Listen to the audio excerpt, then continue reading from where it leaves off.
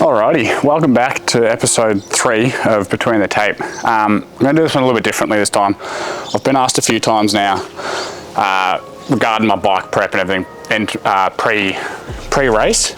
So I'm going to do a bit of a do's and don'ts of entering a Vic off-road or any race really in general as a clubman. So obviously how I do it's going to be very different to how you might do it, or how a factory guy does it, or an expert, or whatever you want to say. But I'm just going to run through things like, tyre choices, what brands I choose, cleaning, like obviously I'm going to strip my bike and clean it properly. We'll go catch up with Stel, get some suspension tips and trips for this specific race, and all that sort of stuff. What I wish I knew when I started, what I know now, little tricks and hints and everything here and there. So what we're going to do is we'll start off with just cleaning my bike, give it a good, obviously it needs a good clean pre-race, and then from there you can sort of see, you'll spot things that might not be exactly how you want it, or things that you need to fix that you wouldn't have fixed otherwise. So we'll start off with getting this bike clean. First brand that I'm going to say that I use, and this is purely just personal choice for me, but AutoSmart. Tell you what, they make cleaning your bike so much easier. It's just spray on, wipe off, and then hose it down and you're pretty much done. So I'll get into this, I'll keep stripping it down, and we'll get it clean, get it in the shed, start prepping for the race. So like I said, this is going to be a bit of a do's and don'ts for you. Just little things that I wish I knew, I wish someone told me. I'm sure there's more things that I don't know that I still wish people told me about it, about entering and heading out to the races. So it's take it or leave it. It'll be different to my usual episodes, not much different, just a bit more information here and there, and a bit more, a bit less riding, I suppose. I'll just try keep the riding in there and just talk over the riding. So yeah, just let me know in the comments if this is sort of something that you'd like to see, or don't bother.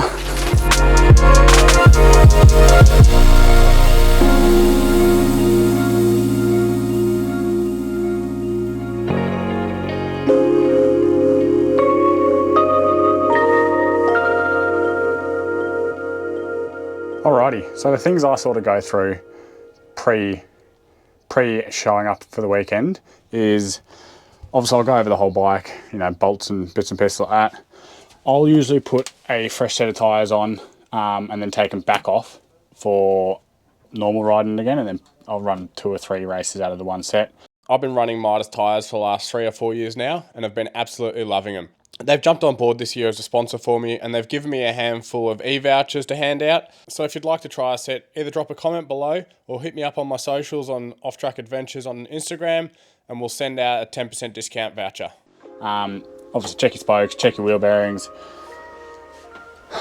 I like to bleed my clutch because I burn it out a lot. I bleed my front brake a lot. Back's not too bad, and quite often, forks are quite important to get done quite often. And yeah, just make sure you've got clean air filters. Another handy hint is have plenty more clean air filters, because you will go through them. And as you've seen in plenty of my last episodes, truck cloth over the air filter helps with running out too quick. Other than that, there's not really anything crazy you need to sort of check over a bike. To be honest, it should be pretty much what you're doing in a way. Check your chain, check your sag, all that sort of stuff. So yeah, as far as what to check on your bike, it's pretty general stuff, but just a little bit more thorough, some would say. So that's what I do on the bike pre-weekend. As you would have just seen, I haven't cleaned the goggles or anything. I've got to clean all that stuff still. And then we're off. We'll be up there in a second, so we'll see us all when we're there. Alrighty, so once you've entered, you'll get your final instructions and everything a couple of days before. With those final instructions, you'll end up with a link to doing self-scrutineering. I have left it to the last minute, as always. Don't do that, that's a don't. Do it earlier. It's the night before, and I'm just gonna do my self-scrutineering now. So it's pretty simple though. You just fill in the information, and then you go through and you click all the bits. Obviously you gotta check these. I've already gone through and checked them anyway, so I know they're all good because I know exactly what's coming, what they're gonna ask for. But yeah, pretty much they'll ask for, you know, bike, make, model, and then all, you know, your wheel bearings are right, your spokes tight, blah, blah, blah, blah. I'll put a list up over here somewhere, just so you can see it. And yeah, but yeah, once you do that, you just do your little signature and you're done. You upload, and that's all you gotta do for scrutineering nowadays. If you miss this, which is turned into a bit of a bugger, if you miss that, you'll actually have to bring your bike in and get it scrutineered by them. So recommended to do that. That's a do. Do your scrutineering online. Don't do it late and don't miss it. Yeah, so usually I just leave on a Friday, you know, midday-ish. You can get there early. Usually the track's open to walk at about 12. Finished off my prep last night. You know, you've seen what I do now to go through the bike and get it all ready. And did the drive up this morning. We're just heading into the track now. I did a bit of sightseeing on my way up. Couldn't help myself, went and looked at some silos. And yeah, heading into the track now, sign on, set up pit tents and whatnot, and then hang out for the Arvo. So let's go. I might do a track walk. I never usually do it, but I might do it this time. So yeah, she's soft. People are going to be getting stuck everywhere. Look how sandy it is. Sandy, sandy, sandy. Yeah, people are definitely going to be getting stuck. It'll be a good weekend. Beauty with showing up on Friday, you can sign in from like 11 o'clock onwards on Friday. So if you can sign in early, that's a do. Sign in late, that's a don't. We've just gotten to the track, set up pit tents and all that sort of stuff, done a quick walk around, seen someone riding it, which was kind of cool. And we're pretty well prepped to go.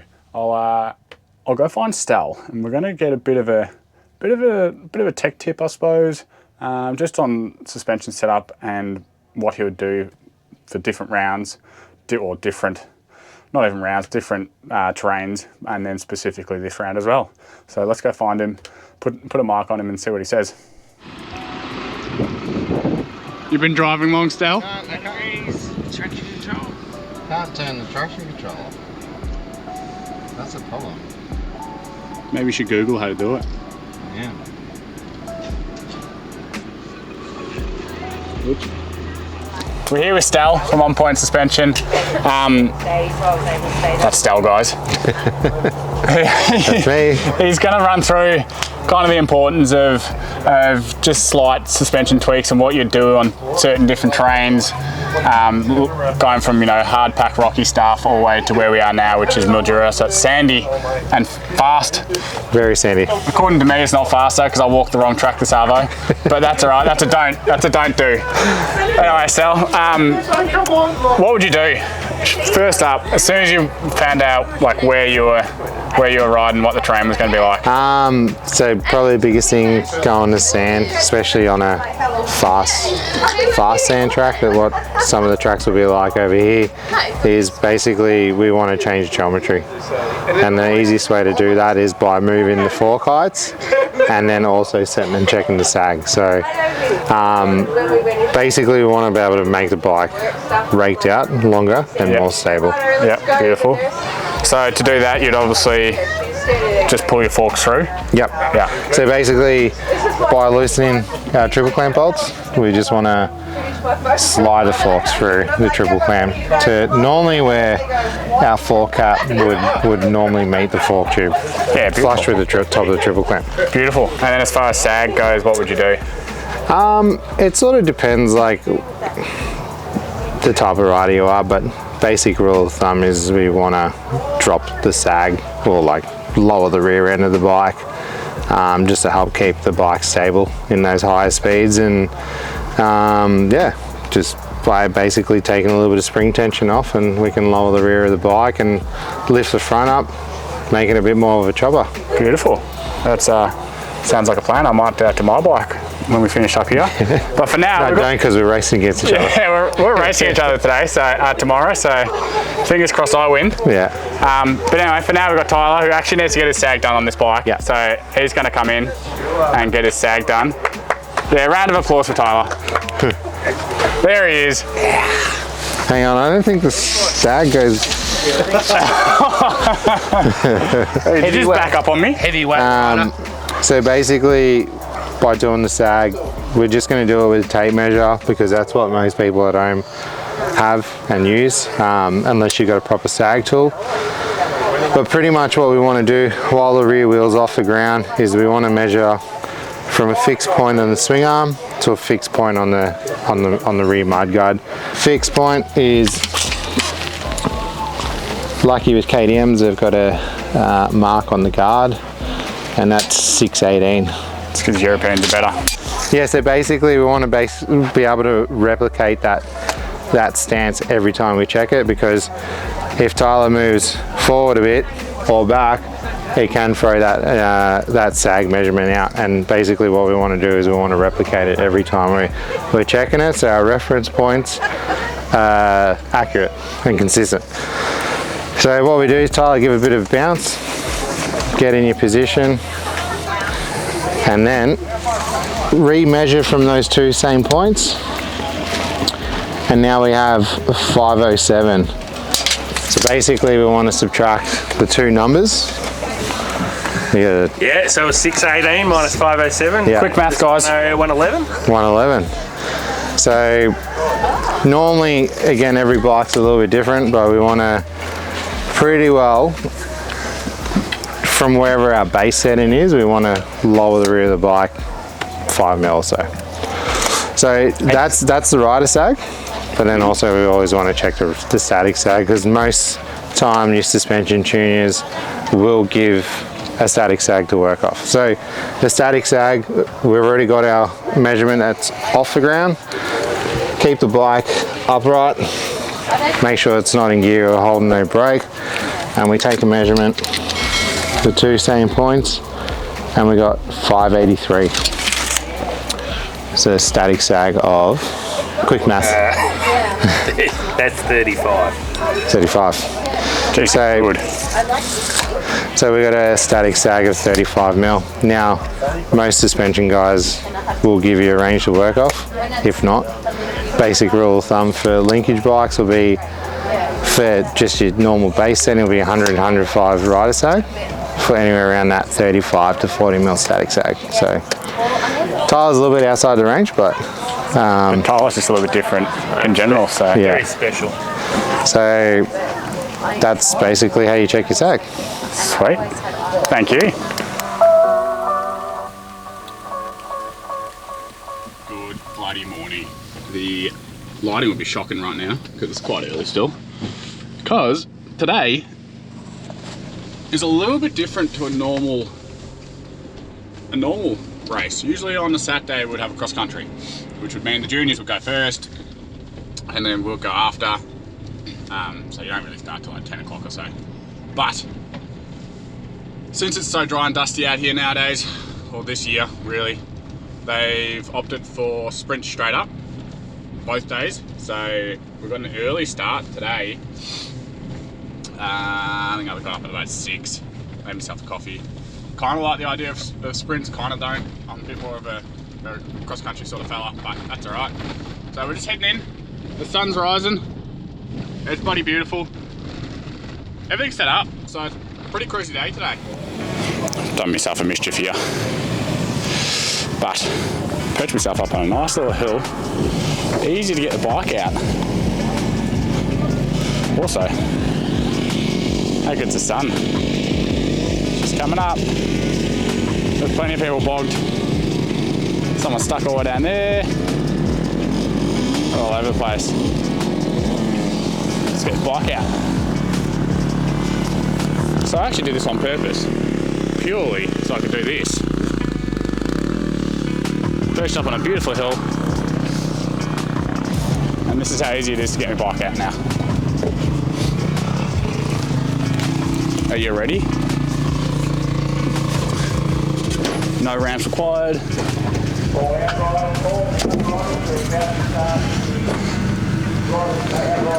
Straight down, straight in.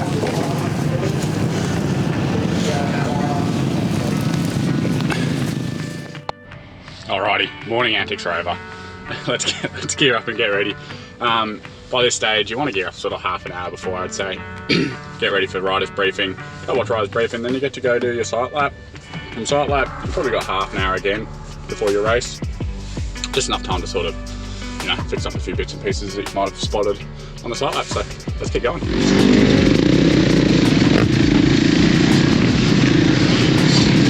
Here we go. Stel. Off the siding lap. This stops already.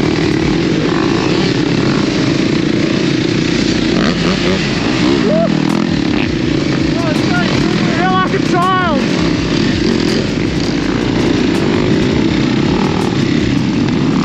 Alright, siding lap. As for always, starting from the start. The sight lap is your chance to remember the track. It's quite hard to remember every part of the track, so I find it best to just try to remember sections of the track or bits that are going to actually get you unstuck, you know, big holes, trees, sharp corners after straights, those sorts of things that if you didn't know they were there and you came in too hot, you'd have a pretty bad day. It's dusty again. Once you made it through your sight lap, you get a bit of time to head back to your pits, fuel up, have a drink, make any small changes you want to do to your bike after seeing what the track's like.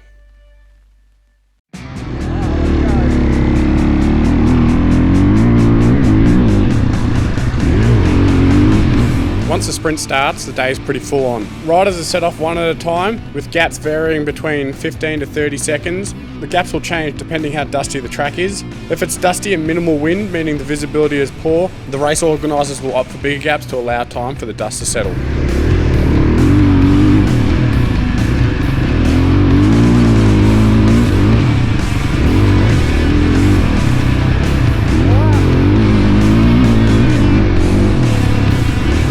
Usually they aim for 4 to 6 sprints in the day, but this can change depending on the length of the sprint, if they need to run 30-second gaps versus 15-second gaps, how many competitors they have to get through each sprint, and the inevitable but dreaded crashes.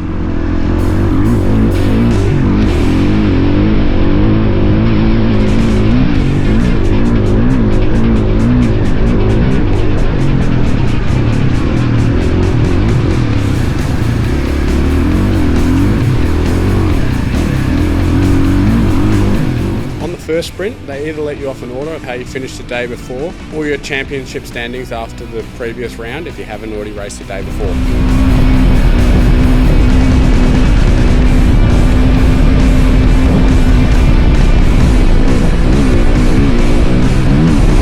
This means there is a good chance of being caught or catching someone on that first sprint. If you do get caught, just give the rider behind you some room because they've already made up 15 to 30 seconds on you. And if you're the guy overtaking, don't do what I did and wash the front out as you're passing them.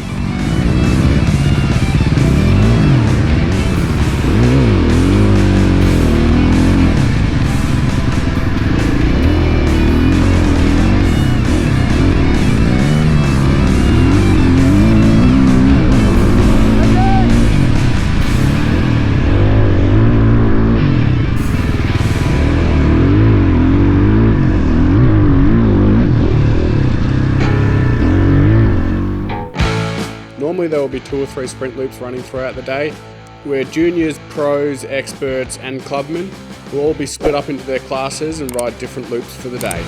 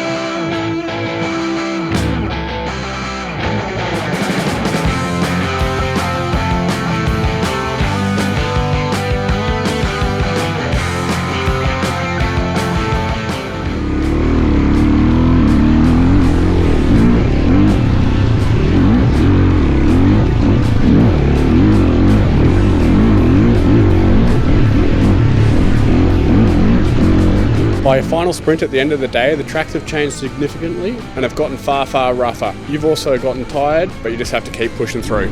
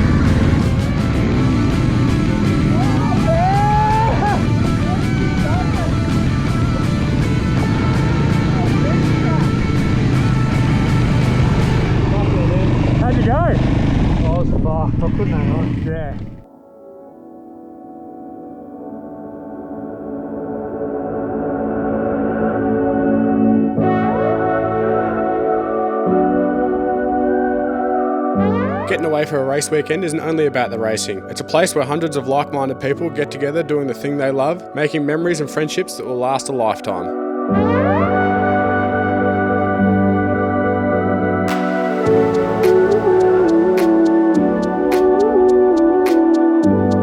With the sun fading in the background, I gave my bike a quick once-over, so I was all ready for tomorrow morning.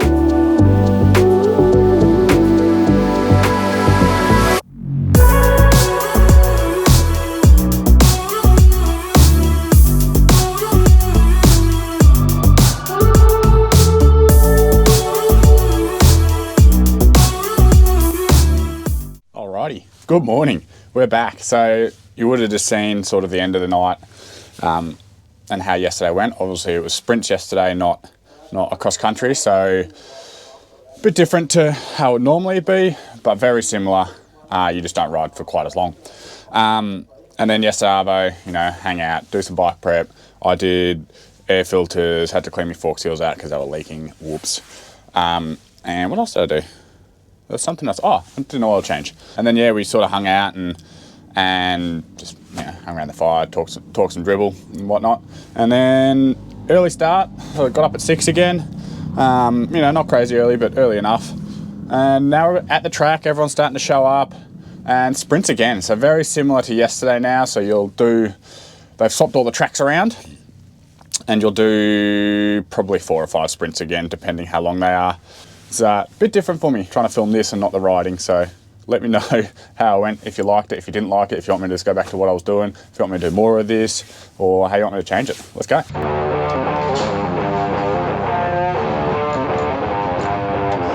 Just stay safe and have fun, and I'll pass you over to Darren. Morning guys, I'm just going to do the leading jargon this morning. Ready to do a dusty run?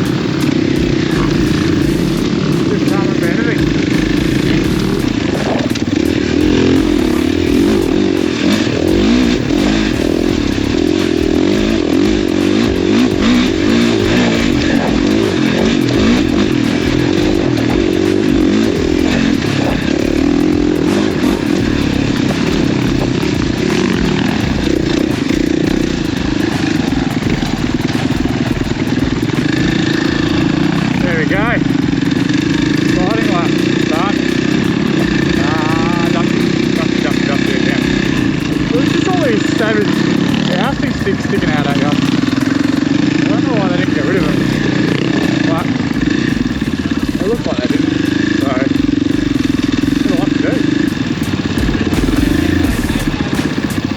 weekend you'll have a little bit of time between the sighting lap and the first sprint just to sort any last minute things out that you might have missed.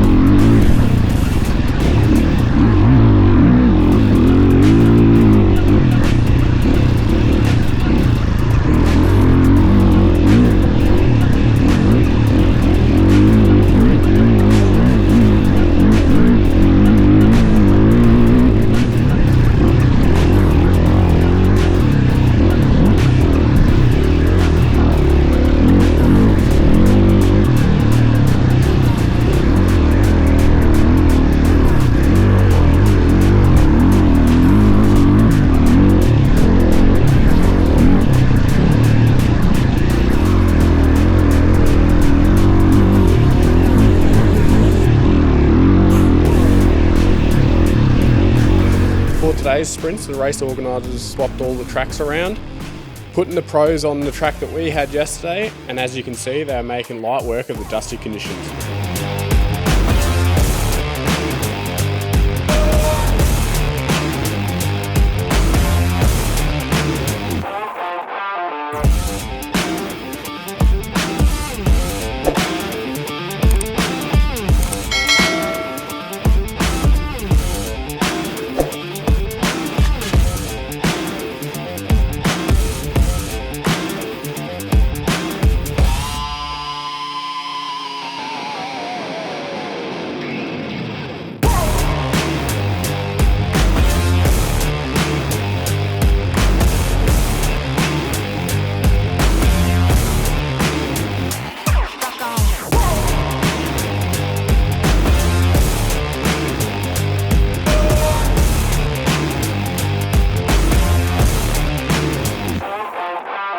Between each sprint, you head back into the pits where you have enough time to have a drink, have a bit of food, give your bike a once over, maybe change some air filters, do that sort of stuff before you head back out for another sprint. How you going out there, Will Boy? Alright.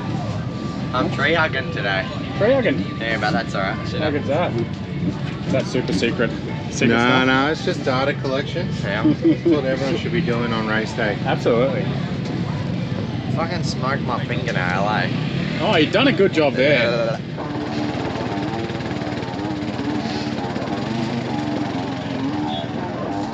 And just like that, you're up to your last sprint for the weekend. The organisers usually try to finish up the race at a decent time on the Sunday, you know, around that 2 o'clock mark, just to give everyone time to pack up, get home and whatnot.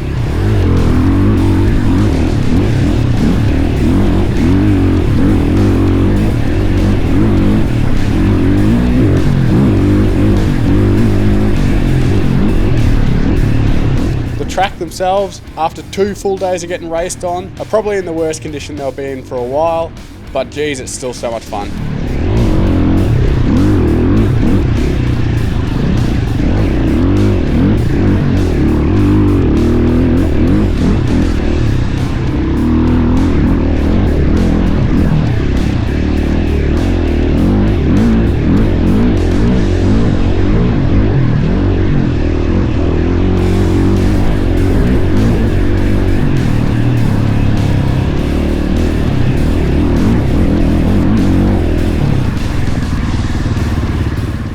What an awesome weekend at Mildura for rounds 5 and 6 of the Victorian Off-Road Championships. I really enjoyed filming and editing this episode, and I've got a few big things in the pipelines. I'm heading to Tassie for an epic ride, Hattah Desert Race is creeping up fast, and I've got some really cool episodes of the road to Hattah to come, and a handful of other cool surprises.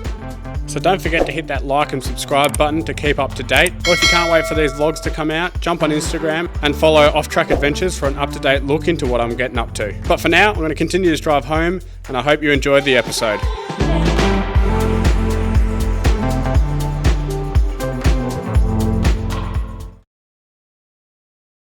On the balls of their feet. That way you can replicate that movement every single Oh my god. Cut. Start again. Don't miss the max tracks.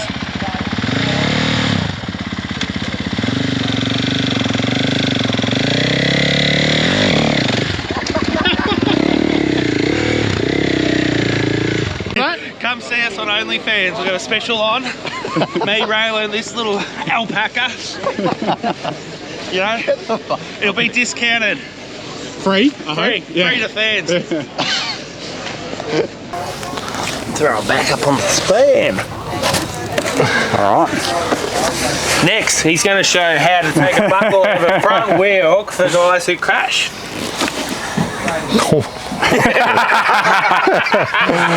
Anyway, thank you for that, Stel. That's okay. On-point suspension. You're facing the wrong way, but... Oh. Thank you.